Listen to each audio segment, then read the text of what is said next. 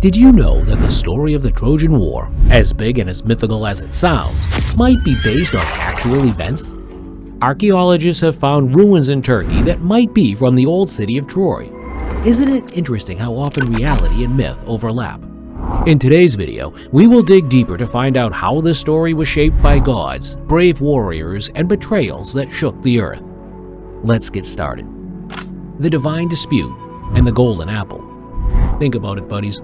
On Mount Olympus, we're in the middle of a party for gods, a wedding feast in heaven for Peleus and Thetis. Eris, the goddess of discord, wasn't allowed because it was supposed to be a time of happiness and unity. She feels hurt, so she plans to cause trouble. Eris crashes the party and throws a golden apple into the crowd with a wicked smirk. It's not like other fruits. The words, "for the fairest," are written on it. It lands between Hera, Athena, and Aphrodite, all very powerful goddesses. A quarrel erupts quickly. Each goddess believes she deserves the title. Zeus, the king of the gods, is in a tough spot. He doesn't want to choose a favorite, so he asks a human to do it. Here comes Paris, the beautiful young prince of Troy. Suddenly, he is the judge in a divine beauty contest that will change his life forever. Each goddess tries to persuade Paris by making tempting offers. Athena says that her people will be wise and win wars. Hera gives Asia power and a kingdom. But Aphrodite's gift, the love of Helen, the most beautiful woman in the world, is what makes Paris fall in love with her. And just like that, with one choice, the stage is set for an epic story that will last a decade. The story of Troy, which comes from Greek mythology, is about to happen, and the world will never be the same again. Prepare yourself, because now the real journey starts. The charm of Sparta and the betrayal. We're now in the golden city of Sparta, which was the crown jewel of ancient Greece. Paris is on a journey to get his prize, which Aphrodite has given him. He sees and hears the sounds and sights of a busy city, but the most captivating sight for him to witness is the beautiful Queen Helen. Queen Helen is a sight to see. She is known all over the world for how beautiful she is. As Aphrodite said she would, Paris falls in love right away.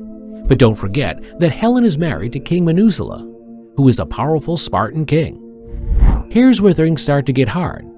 With the help of Aphrodite's strong spell, Paris and Helen become close. Words are said, promises are made, and before anyone knows it, Helen decides to leave everything behind in Sparta. She decides to run away with Paris and then leave on a trip to the faraway city of Troy. However, this act of love is also a betrayal. Paris and Helen's running away together is more than just a love escape. It is a political issue that makes King Menelaus and the city of Sparta look bad. And that is the real place where war starts. There was a stolen queen, a disgraced king, and two countries that were about to go to war. In the mythical tale of Troy, the real action is just beginning. The Achaean forces and the beginning of the war. When Helen was taken, there was a strong wave of anger in the Greek lands. King Menelaus is embarrassed and angry that his wife betrayed him, so he calls on his brother, King Agamemnon, who is known all over Greece for his military strength. Together, they started pulling together a huge army by getting fighters from all over the realm to fight together under one banner. Achilles is one of these fighters who stands out. He is a figure that will be remembered in mythology forever. Because of how famously good he is at fighting, he is not only a force to be reckoned with, but also a source of inspiration for the Greek troops.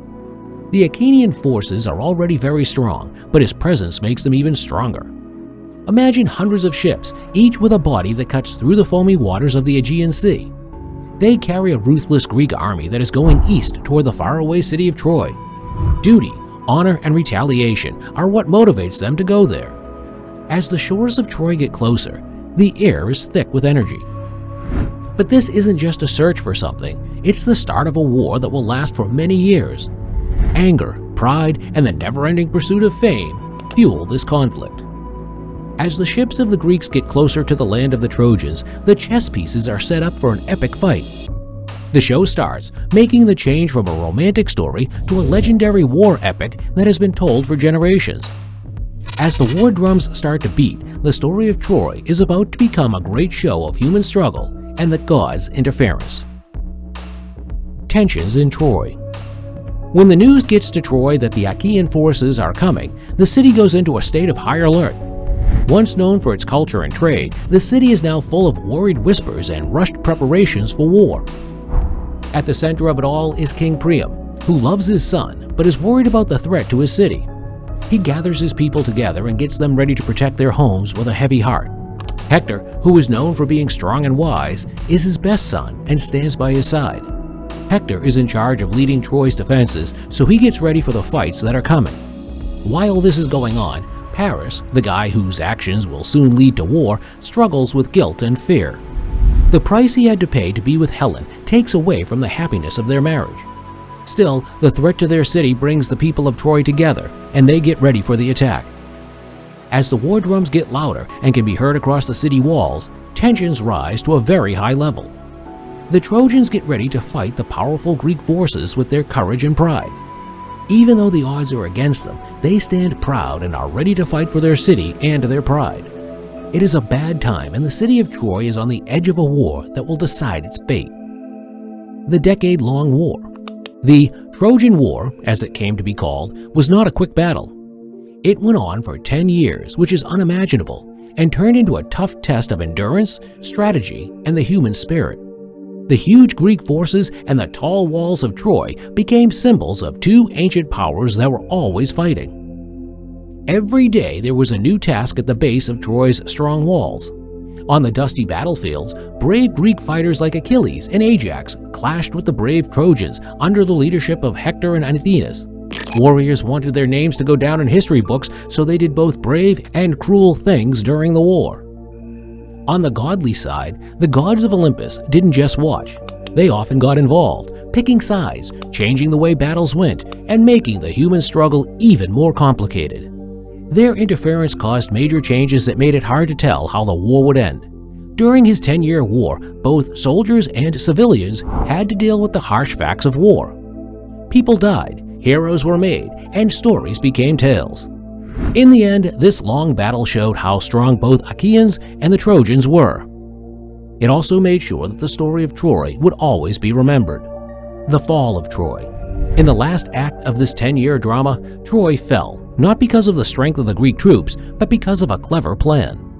The city fell because of the famous Trojan horse, which was a sneaky plan by the Greeks. Once the wooden horse was inside Troy's walls, Greek troops got out and opened the city gates for their friends.